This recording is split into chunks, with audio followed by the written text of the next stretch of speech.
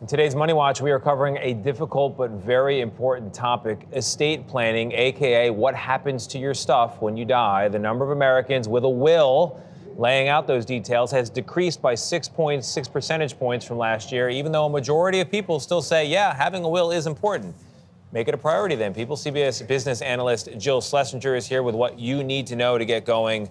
All right, Jill. So this is a lot of hard conversations and hard thinking for people to go through. How do they start? Well, first of all, it happens to be National Estate Planning Awareness Week right now, so it's a perfect time to start. Look, I know that this is hard. This is emotional. It's like the trifecta of bad things. You have to talk about death, illness, and money all together. But if you don't do it, there are bad things that can occur. And we want you to understand that this is about your wishes. So having these conversations, you can start by saying, hey, Mom, Dad, I saw this amazing segment on CBS Mornings Plus. Use me as an example. And use me as an example. Or you might even be able to say, hey, we did our own estate plan. How do we do this? Or if you're having a hard time with a sibling or an adult child, talk about your own experience and talk about how doing this, having some actual proactive thinking around this topic, gives you control about a thing that you are so out of control over. What's your advice for parents or older Americans who might be concerned about doing this because they don't want to create conflict among their descendants, their kids who might be fighting over stuff or saying, so-and-so's the healthcare proxy, what about me? Asking for a friend. Oh, yeah, asking for a friend.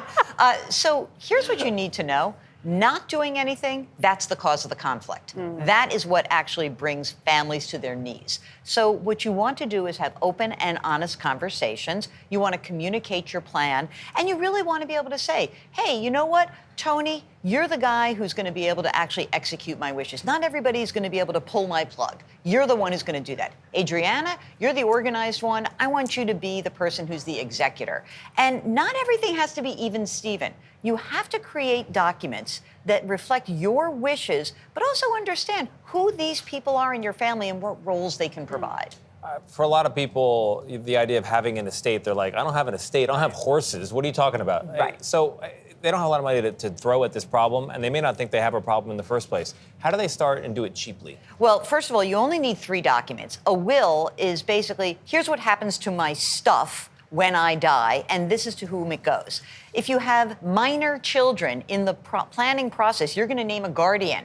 This is vitally important. Right. Can you imagine if you don't do this, then the state decides where your stuff goes and where your kids Yikes. go. Okay, next. You have a durable power of attorney, and you have a healthcare proxy. And these documents are very easy. A durable power of attorney is someone's going to act as my agent to conduct business things. This can be responding to an IRS inquiry. It could be taking money out of the bank. A healthcare proxy is assigning someone the right to make a healthcare decision on your behalf if you're not able to do so.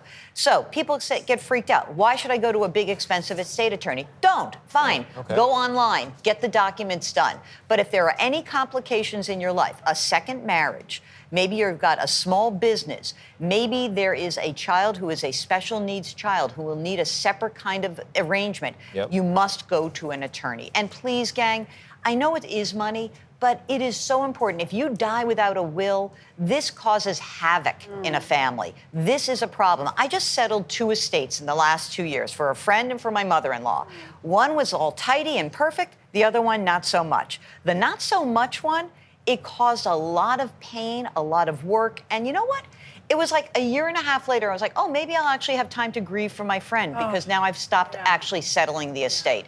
So get this done. And it's good to know that there are do-it-yourself options online. Yeah, absolutely, absolutely. You can write in Jill Schlesinger as your power attorney, even if you don't know her. No, no. Only blood relatives in the future. Thank you very much, Jill. Sure. Appreciate it.